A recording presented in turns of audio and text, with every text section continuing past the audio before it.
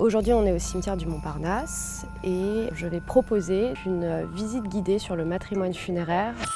Et l'idée, c'est de parler des femmes qui sont enterrées là et qui bien souvent sont invisibilisées, même dans la mort. L'idée, c'est de faire un parcours en 2 heures et de visiter les tombes de femmes célèbres et moins célèbres qui sont inhumées dans ce cimetière. Simone de Beauvoir, du coup, elle est née le 9 janvier 1908 à Paris et en 1929, elle passe l'agrégation de philosophie et elle arrive deuxième juste après Jean-Paul Sartre. Et en 1949, c'est vraiment la notoriété avec l'ouvrage Le deuxième sexe. J'ai essayé vraiment de voir un petit peu tous les arts en fait. On passe par la chanson avec Juliette Gréco, la peinture avec Christine Boumé-Esther qui est moins connue, Alina Szapocznikow qui était une sculptrice polonaise complètement oubliée aussi mais qui a un parcours assez dingue. Du coup on va aller sur la tombe de Maryse Bastier. C'est une femme qui a été pionnière dans l'aviation en France. Elle a le premier record féminin de distance de vol avec plus de 1000 km parcourus, le record international de durée de vol féminin avec 26 heures puis 37 heures.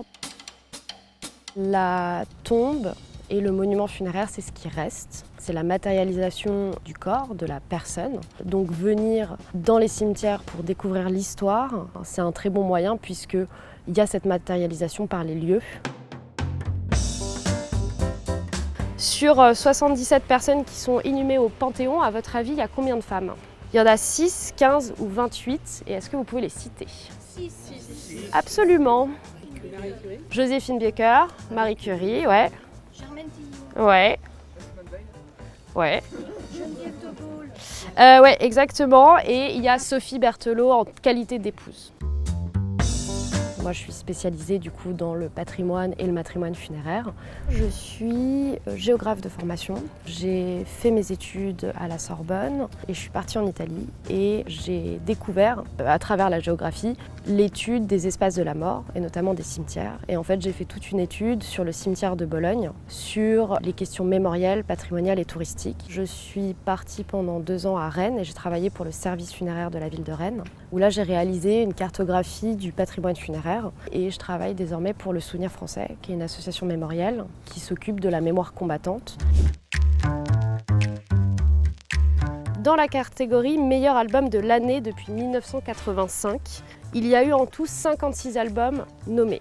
Combien d'albums proposés par des femmes? Non, il y en a 2. Est-ce que vous pourriez les citer? Il doit y avoir Non. Non. C'est Clara Luciani en 2022 et Catherine Ringer, mais sous l'Erita Mitsuko.